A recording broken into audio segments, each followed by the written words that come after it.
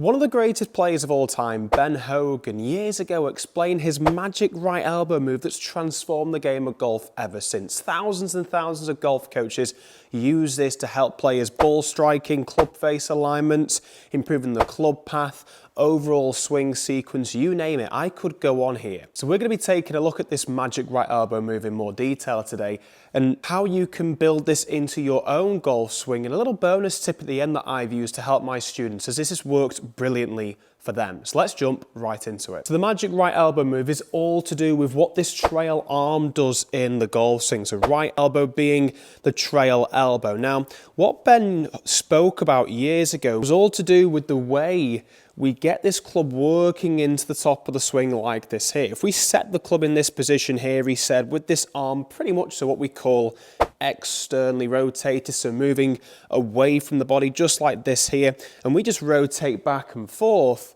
and start to fire those hips working away from the golf ball in the downswing, that's going to help you create this beautifully on-plane downswing, setting this elbow for a more controlled club face, helping that attack angle into the golf ball, and just makes the golf swing so much easier. And this is the move that he relied on to win his major championships and all the tournaments that he played in. As soon as he got to the golf ball, all he was thinking about what this right arm does as he works his way up into the golf swing, what his right elbow was doing. It wasn't flaring away from the body like this here, which causes the clubs to go this way. It was simply folding inwards towards the body like so. Folding inwards to allow the club to set into this position here and then working away down. As he saw a lot of amateur golfers that really struggled, and himself to a certain degree, that were moving this elbow this way, where the elbow was flaring outwards, almost getting this chicken wing effect on the way back, and that makes the club head go too far on the outside, or we move the hands inward to try and get that club back on plane. But as you can imagine, we've got to do lots of rerouting in the downswing to get everything back on plane, and that just makes things too complicated. What Ben Hogan teaches is this very much so orthodox swing, moving straight back, straight down, that makes it so much easier for all players, no matter your age or ability, to play golf consistently. So how can you add this into your own game? Well, one of the first drills, let's start off with, is you can take the club, as we mentioned earlier, and place the hand directly in the middle of the club. And we're just going to take it so the butt end of the club is pointing directly towards your target line. And you can see the way I'm set with this club here, I've not got my hand gripping onto the club with my palm facing towards me. I've got the palm moving away from me, facing away from me in this position here. And that automatically changes where this right elbow position is, doesn't it? If I have the palm facing towards me, gripping this club here, then I'm going to do this action on the way back, which is what we don't want. This is the tendency that we see. So what we want instead is this external rotation in the trail arm, setting onto the club like so, and then we can just imagine that we're going to get the butt end of the club to point pretty much at the golf ball halfway, moving our way up into the top of the swing. Now, it's really important that we allow for rotation. So taking the club either side, allowing that rotation, getting that butt end of the club to point over the golf ball is key for this, because if we don't have any rotation, do this, we're just going to swing the club straight upwards and get very much so disconnected. So we've got to allow for rotation. I like to feel like I'm just moving, as the club's moving upwards, my body's rotating round, and that allows the club to move on its natural arc all the way up into the top of the swing. Look at where my right elbow is positioned there. Beautifully, really nice set position, as opposed to being too flattened out and disconnected. The second drill I'm going to introduce is taking the club away, and this is one of my favorite drills. I've introduced this to the channel before now, is where we basically take our arm like this here, set in that position, imagining we're gripping the club just without the club this time, with the elbow still facing towards the body. So rather than that internal rotation, elbow pointing away, external rotation, elbow points facing the body.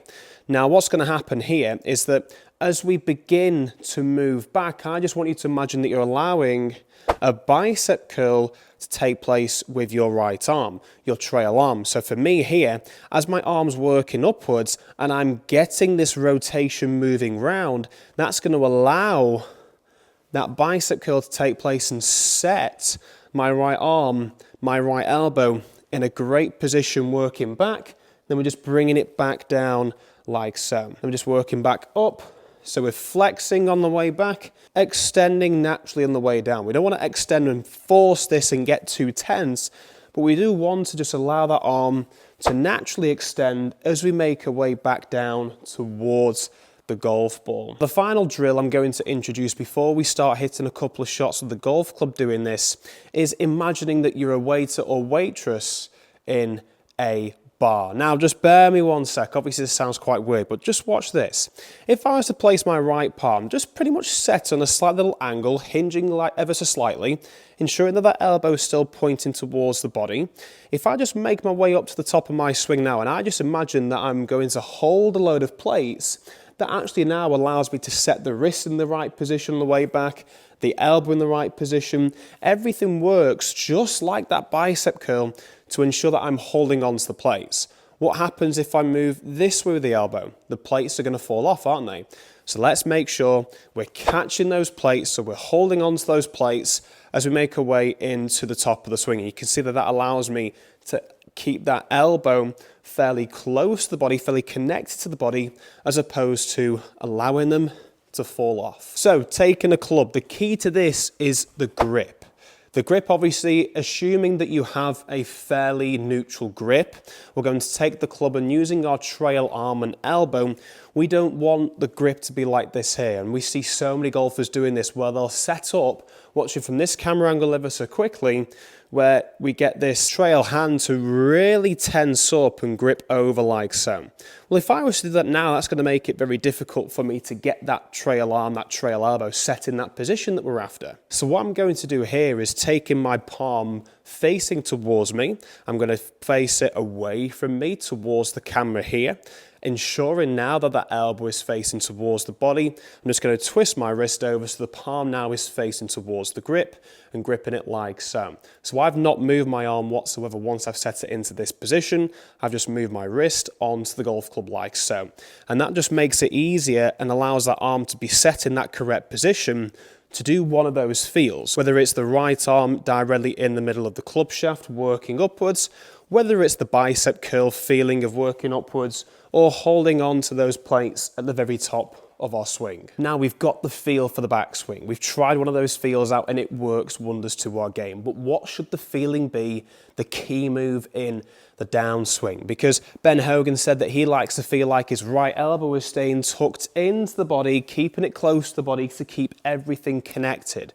So for me to do this, what I'm trying to feel is once I get to the very top of my swing, I'm just allowing my lead hip here to fire away from the golf ball. That was the feeling that he had. Lead hip firing away from the golf ball as that elbow sinks in to the body and I'm continuing to rotate to square up that face. Now, the problem sometimes golfers will have with this is because they'll have poor flexibility and mobility, and I'm the same with this, by the way, where the shoulders will follow the hips.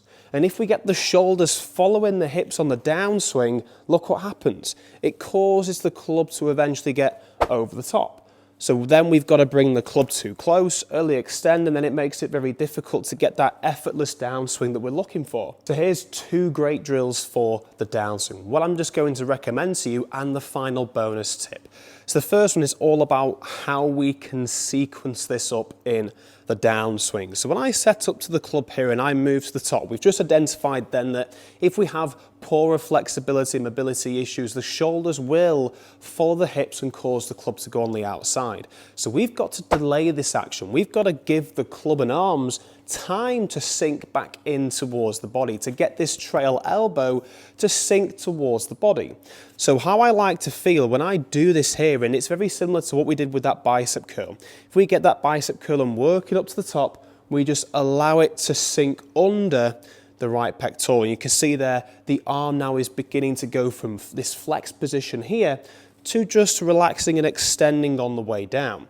We don't want, again, to force this to happen in the golf swing, but the feeling of this is going to match everything up beautifully. When we create too much lag, this swing circle back and forth begins to reduce. And if we're reducing the swing circle, we're going to get too steep onto the golf ball.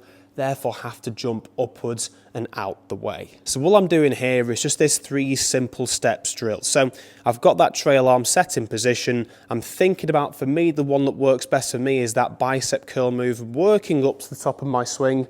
And then just before I begin to shift in that downswing, to rotate into the downswing, I'm just going to delay this action a little bit. I'm going to allow my hands to fall towards my right foot here. And you can see my right arm, my trail arm, naturally begins to extend because of this, but look at where the elbow is. It is nice and tucked into the body. And now we have the room, we're on the correct plane, shallowing the club to then rotate on the way through. We don't see any of the tall players hitting the golf ball from out here.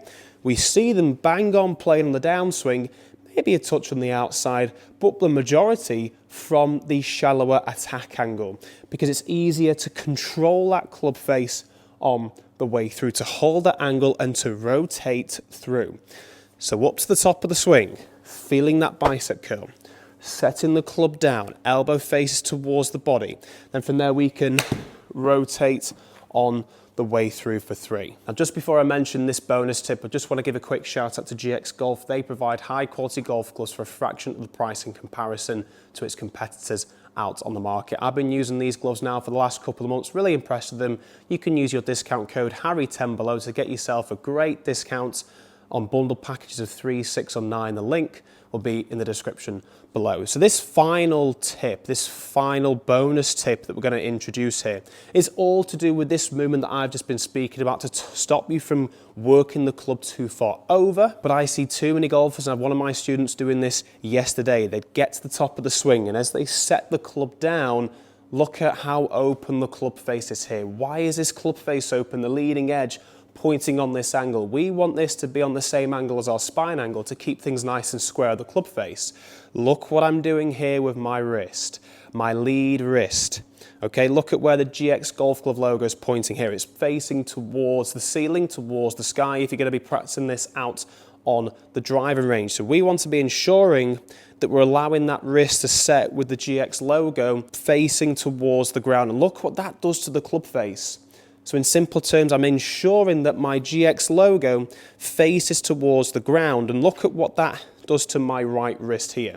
So my right elbow sinking underneath the body, towards the body, but my right wrist here is set in this position here, in this extended position. And that makes it so much easier for me to then rotate and square up the face. But how can you get a good feel for doing this? Because even when students try this, and my student yesterday tried this, he found it very difficult to actually get that into the slots. So I'm going to introduce a training aid now called the Pro Sender. The Pro Sender is a little device like this here, and all you do is you simply place it on your right arm, just like this here, wrap it over, and you can see that it gives you a little bit of space to allow your right hand to move, to set in that position that we want through impact. So when I use this now and I swing up to the top of my swing, feeling that bicep curl or plate drill, letting my right hand just sink into this training aid here.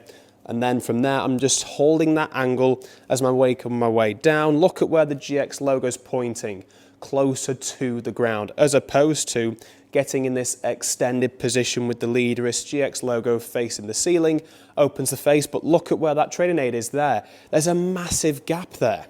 So if we keep our trail hand touching this, look what that does to the club face. It squares things up beautifully.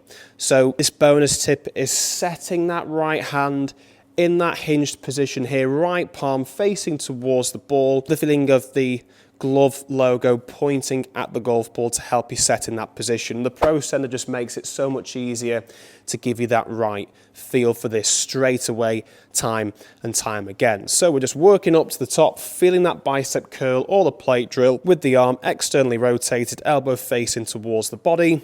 Then from here, I'm just allowing that set to take place first, and then I can rotate through like so. 150 yards, soft 8-iron for me here. Let's see how close I can get it.